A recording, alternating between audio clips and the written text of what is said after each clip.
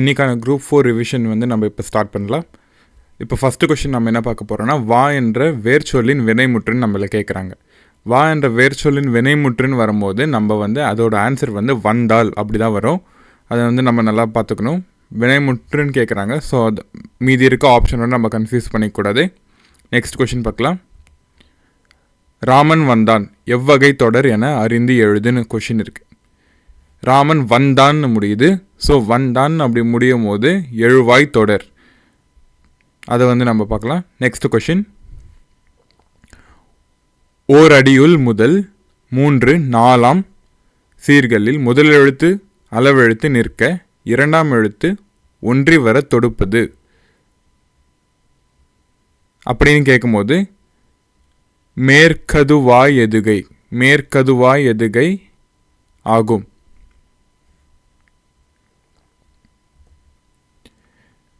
இந்த சொல்லின் பொருள் கேட்குறாங்க. நனந்தலை உலகம், நனந்தலை உலகம்னு வரும்போது அகன்ற உலகம். பழமொழியை வந்து இப்போ நிறைவு செய்கன்றது நெக்ஸ்ட் கொஷின். மரத்தை இலை காக்கும், மானத்தை பணம் காக்கும் அப்படின்னு வரும். மோனை சொல்லை கண்டறி.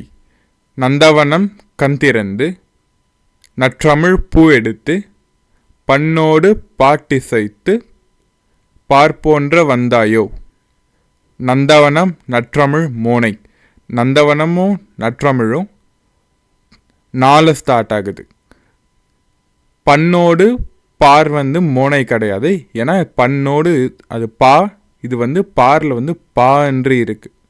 பெரிய பா இருக்கிறதுனால அது மோனை வராது. அதனால நந்தவனமும் நற்றமிழும் மோனையை சொல்ல நம்ம கண்டறிகிறோம். பொருத்தமான பொருளை தேர்வு செய்க. நெல்லிக்காய் மூட்டையை கொட்டினார் போல. அதற்கு வந்து பொருத்தமான பொருள் வந்து ஒற்றுமையின்மை. ஏன்னா இந்த பொருள் வந்து நெல்லிக்காய் மூட்டையை கொட்டினார் போலன்னு கேட்குறாங்க. நெல்லிக்காய் மூட்டையை கொட்டினா மொத்தமாக நமக்கு வந்து ஒற்றுமையாக தான் தெரியும். விடைக்கேற்ற வினா அமைக்க. மீனாட்சி சுந்தரர் தல புராணங்களை பாடுவதில் சிறந்தவர். இதற்கு வந்து நம்ம வினா அமைக்கணும்னா தல புராணங்களை பாடுவதில் சிறந்தவர் யார்? மற்ற ஆப்ஷனை நம்ம பார்க்கலாம். மீனாட்சி சுந்தரர் தல புராணங்களை எப்படி பாடினார்? நம்மளுக்கு வந்து இப்போ அந்த விடையை பார்த்தோன்னா அங்கே வந்து எப்படி பாடினார்னெல்லாம் கேட்கல. அவர் வந்து பாடுவதில் சிறந்தவர்னு குறிப்பிட்றாங்க. அதனால் நம்ம தல புராணங்களை பாடுவதில் சிறந்தவர் யார்?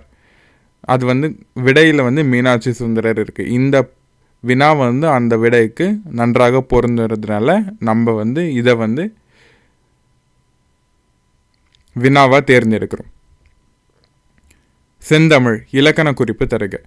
செந்தமிழ்ன்றது வந்து அந்த தமிழினுடைய பண்பை குறிக்கிறது. ஒரு பொருளினுடைய அதை வந்து போற்றி பாடுற மாதிரி வருகிறதா, அது வந்து பண்பு தொகை. அதனால் நம்ம பண்பு தொகையை எடுக்கிறோம். காவிய தரிசனம் எனும் வடமொழி நூலின் தமிழ் நூலாக அமைந்தது. அது வந்து தண்டி அலங்காரம். சொற்களை ஒழுங்குபடுத்தி சொற்றொடர் ஆக்குதல். முதல் ஆப்ஷன் வந்து பார்த்தோன்னா வேந்தர் சேர்ந்து ஒழுகுவார் இகழ். அது வந்து நம்மளுக்கு எந்த பொருளும் வரல. இப்போ ரெண்டாவது ஆப்ஷன் பார்க்கலாம். இகழ் வேந்தர் சேர்ந்தொழுகுவார். இது வந்து நம்மளுக்கு நல்லா பொருள் வருது. மூணாவது ஆப்ஷன் பார்த்தோன்னா இகழ் சேர்ந்து வேந்தவர் ஒழுகு, பொருள் இல்லை. வேந்தவர் சேர்ந்து இகழ்வார் ஒழுகு, பொருள் இல்லை. இப்போ ஒழுங்குபடுத்தி நம்ம சொற்றொடர் அமைக்கிறதுல இகழ்வேந்தர் சேர்ந்தொழுகுவார்ன்றது தான் நம்மளுக்கு வந்து சரியான விடை. மரபு பிழைகளை நீக்கி எழுதுக. இல்லத்தின் அருகே புதிதாக கூரை போட்டனர். இதில் பிழை வந்து போட்டனர். கூரையை வந்து வேய்ந்தனர் என்பது தான் சரியான விடை. கூரை வேய்ந்தனர், அதை வந்து நம்ம சரியான விடையை தேர்வு செய்கிறோம். பொருந்தாத சொல்லை கண்டறிக. செப்பல் ஓசை, துள்ளல் ஓசை, அகவல் ஓசை, ஓங்கல் ஓசை. இந்த மீதி இருக்க அந்த 3 ஓசையும் நம்ம பார்த்தோன்னா அதெல்லாம் ஒரே மாதிரியான ஓசைகள். ஓங்கல் ஓசை இதில் வேறுபட்டு இருக்குது. அதனால் அதை பொருந்தாத சொல்ல நம்ம தேர்வு செய்கிறோம். எதிர்ச்சொல்லறிதல். ஊக்கம். ஒருத்தரை ஊக்கப்படுத்துகிறோம்.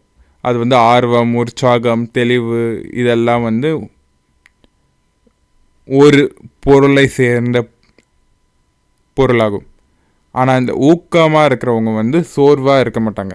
அதனால் அது எதிர்ச்சொல். அதை நம்ம தேர்வு செய்கிறோம். பிரித்து எழுதுக. நீள் உழைப்பு என்பதை பிரித்து நம்ம எழுதணும். இப்போ நீள் உழைப்பு, இப்போ ஏதாவது ஒரு சொல்ல கொடுக்குறாங்கன்னா அதை நம்ம 1க்கு 3 தடவையாவது நம்ம மனசில் சொல்லி பார்க்கணும். நீள் உழைப்பு அப்படின்னு நம்ம சொல்லி பார்த்தோன்னா நீள் கூட்டல் உழைப்பு அப்படின்னு வரும்போது நம்ம அதை தேர்வு செய்கிறோம். இந்த மாதிரி வீடியோஸ்க்கு இந்த சேனலை சப்ஸ்கிரைப் பண்ணுங்கள்.